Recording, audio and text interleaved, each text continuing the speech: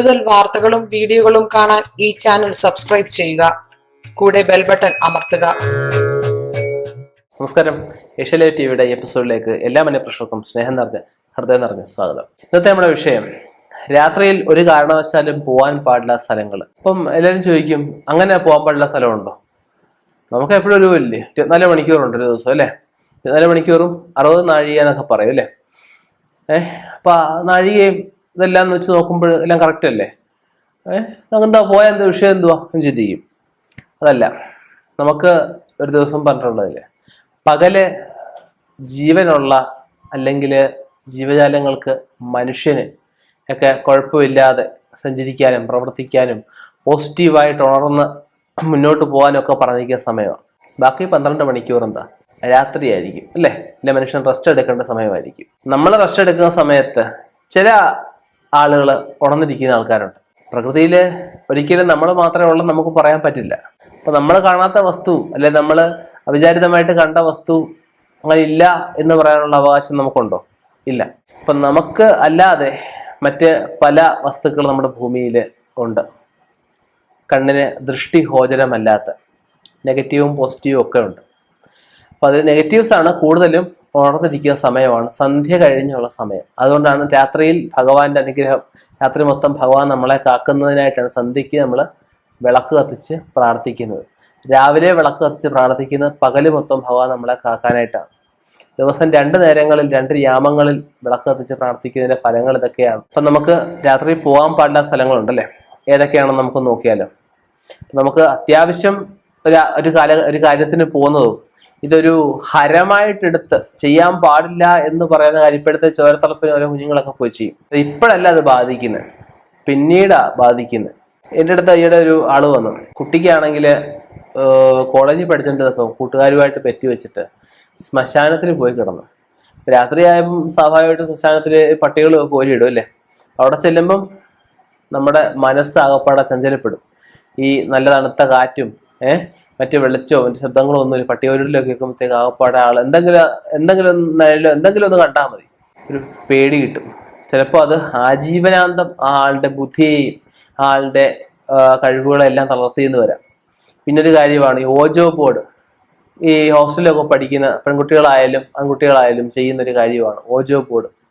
ഇതൊക്കെ നമുക്ക് നെഗറ്റീവ്സിനെ വിളിച്ചു വരുത്തുന്ന കാര്യം. നമുക്ക് വിളിച്ചു വരുത്താൻ എളുപ്പമാണ്, പക്ഷെ പറഞ്ഞോണ്ട് നമ്മളെ കൊണ്ട് പറ്റുന്ന കാര്യമല്ല. അപ്പം അനാവശ്യമായിട്ടുള്ള കാര്യങ്ങൾ അങ്ങനെയുള്ളതൊക്കെ ഒഴിവാക്കുക. പിന്നെ രാത്രിയിൽ ചെയ്യാൻ പാടില്ലാത്ത അല്ലെ പോകാൻ പാടില്ലാത്ത സ്ഥലങ്ങളുണ്ട്. ഒന്നാമത് ശ്മശാനം, ദുർമരണം നടന്ന സ്ഥലങ്ങള്, മരണപ്പെട്ട വീടുകള്, ഇങ്ങനെയുള്ളതൊക്കെ സന്ദർശനം കഴിവതും ഒഴിവാക്കുക. അന്യഗ്രഹവാസം, നമ്മുടേതല്ലാത്ത വീടുകളിൽ, ചില വീടുകളൊക്കെ നമ്മൾ ചെല്ലുമ്പോൾ നമുക്ക് ഈശ്വരാധീനം ഉണ്ടെങ്കിൽ ഒരു പോസിറ്റീവ് വൈബ്രേഷന്റെ കുറവും നെഗറ്റീവ് വൈബ്രേഷന്റെ കൂടുതൽ അനുഭവപ്പെടുന്ന വീടുകളുണ്ട്. അന്യഗ്രഹങ്ങളിലുള്ള വാസം ഒഴിവാക്കുക. വിജനമായ സ്ഥലത്ത് ആരെങ്കിലുമൊക്കെ വെയിറ്റ് ചെയ്ത് നിൽക്കുക, വിജനമായ സ്ഥലത്ത് ഫോൺ വിളിച്ചുകൊണ്ട് നിൽക്കുക, വിജനമായ സ്ഥലത്ത് ആരോടെങ്കിലും സംസാരിച്ചുകൊണ്ട് നിൽക്കുക, ഇതൊക്കെ ഒഴിവാക്കേണ്ടത് വളരെ അത്യാവശ്യമുള്ള കാര്യമാണ്. പിന്നെ ചിലരുണ്ട് രാത്രി ആയി കഴിഞ്ഞാൽ സാമൂഹ്യ വിരുദ്ധ പ്രവർത്തനങ്ങൾക്ക് പോകുന്നത്. അത് ഏത് രീതിയിലുള്ളതായിക്കോട്ടെ, മറ്റൊരാൾക്ക് ഉപദ്രവം ചെയ്യുന്ന പ്രവർത്തനങ്ങൾ രാത്രി നല്ല ഒരു കാരണവശാലും ചെയ്യാൻ പാടില്ല. പ്രത്യേകിച്ച് രാത്രിയിൽ അത് ഒഴിവാക്കേണ്ട കാര്യമാണ്. പിന്നെ രാത്രിയിൽ ചിലര് കുളിക്കാൻ പോകും. പകല് മൊത്തം ചിലപ്പോൾ ഓട്ടോ ഓടിച്ചില്ല, പകല് മൊത്തം കഷ്ടപ്പെട്ട് രാത്രി ചൂണ്ടയിടാൻ പോവുക, രാത്രി കുളിക്കാൻ പോവുക, ഡ്രസ്സുകൾ നനയ്ക്കാൻ പോവുക, ഇതൊന്നും രാത്രി ചെയ്യാൻ പാടില്ലാത്ത കാര്യങ്ങളാണ്. പിന്നെ രാത്രിയിൽ ഭക്ഷണം രാവിലെ ഉച്ചയ്ക്ക് വീട്ടിൽ രാത്രി ഭക്ഷണം പുറത്തുനിന്നാവാം. പക്ഷെ ഇത് ഓർക്കുന്നത് 11:30 12 മണിക്കാണ് പുറത്തുനിന്ന് ഭക്ഷണം കഴിക്കാൻ ഓർക്കുന്നത്.